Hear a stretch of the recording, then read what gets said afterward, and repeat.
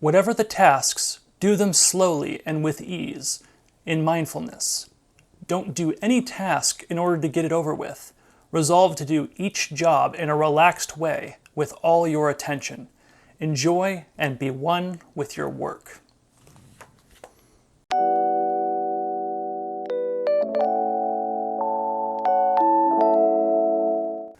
Hey guys, welcome back. This is Lucas, and I hope you're doing well today. Today I want to talk about mindfulness and meditation as it pertains to household work and cleaning. As far as my progress goes, I know it's been a couple weeks. I keep falling off the horse, kind of like a drunk cowboy, but I am in a better direction than I have been before.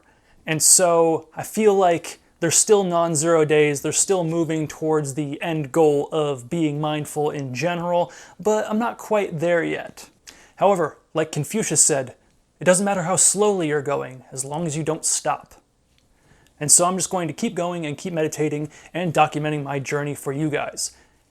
And I felt that it was very important to talk about this topic today because it pertains to a lot of the cleaning and a lot of the tasks that I've been doing myself in my own house. So what am I talking about? I'm talking about what would be colloquially called a chore. And in the title of this video and in the description and in the thesis that I'm presenting, I hesitate to call it a chore because I feel like a chore has a bit of a negative connotation to it. And a chore is sort of counterintuitive to the philosophy and the air of mindfulness as I understand it.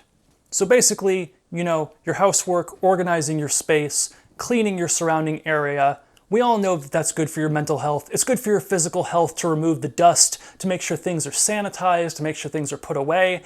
The idea of organizing your surroundings and minimizing the clutter frees up your mental real estate because it sort of gives your mind more ability to focus on what is there and not to be distracted by things buzzing around kind of like a beehive in your head and in your peripheral vision.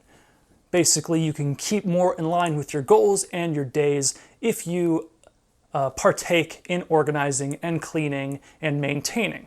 Now, a lot of people think of these as just chores, things to get done in order to do something else.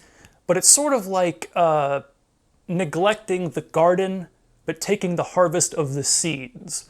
So what ends up happening is you want the fruit, you want whatever's growing, but you're sort of speed running through the planting process, making sure the soil is good, making sure it's getting adequate light, making sure the environment is good to facilitate that growth and to facilitate that end goal.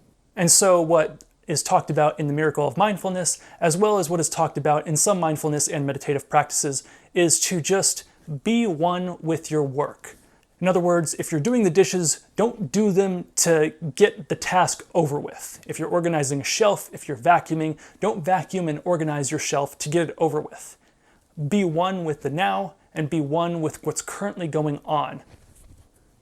Because the process that you're taking part in is sort of affecting your environment such that you can have the most fruitful harvest possible for your goals, your mental health, your physical well-being, and it will stop you from feeling so much FOMO, so much stress from anticipation and to-do lists and working your 9 to 5, and just because these tasks, these chores, they have to get done regardless, right? So why would you want to make yourself suffer while doing them? That seems a bit pointless to me. And of course, I, like many kids growing up, didn't like the idea of cleaning. I was very focused on the end result, very distracted and scatterbrained. But as I get older and older, I realize the importance of taking part in the meditation of cleaning and making sure your environment is well maintained. Obviously, when you start thinking of mindfulness in regards to tedious tasks or chores, you are going to encounter some resistance starting off because you're not used to it. You want the dopamine hits. You want the fun stuff. You want to get to the fun stuff right away. But mindfulness is a good tool to sort of curb this. Let's say when doing one of your tasks and one of your daily routines, one of your weekly cleaning routines, instead of just thinking, okay, I'm going to get to do this, I'm going to do that, I have to do this today, I have to hurry up because I want to do this. Instead of that, try focusing on the task at hand, because the here and now is where all the enjoyment is. The future and the past don't exist in the same way that the present does. And you can plan, you can make goals for the future, but you're not living in the future. And you can learn from your past, and you can form experiments now based on past experiences, but you cannot live in the past. The past is already gone, the future isn't here yet. And so if you set your intention and you know, okay, I have this goal, I'm going to do this, I'm going to do that, I have set up my day in such a way where I'm going to get all these things done. Try to find one of the tasks that you dislike doing and try to find the meditation in that task. For instance, if you're washing the dishes, I wash the dishes by hand because I think dishwashers are kind of a scam. When you're washing the dishes, pay attention to how the soap smells, pay attention to how the water feels, pay attention to the physical movement and sensation of your rag or your sponge against the ceramic or the plastic that you're cleaning, and how you put it into the rack or onto a towel or something for air drying. There's so many physical sensations that come along with just doing the dishes in general.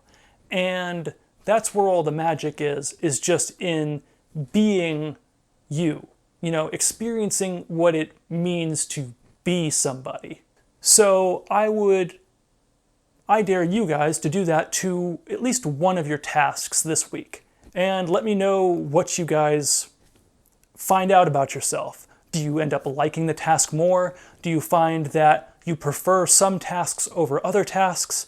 Do you find that your mind wanders in a certain way? Because all of these are data points, and they can help you tackle issues and hiccups you'll experience when you're trying to hone your focus. And so that's my goal, to hone my focus. I've gotten a lot better with it, but I'm still working on meditating while I'm doing the tasks. Because meditating isn't just about sitting down. Meditating is about just focus and calm. That's what it's about. So yeah, that's what I wanted to talk about today, guys. Hope you guys are doing well and staying safe. This is Lucas, and I'll catch you later.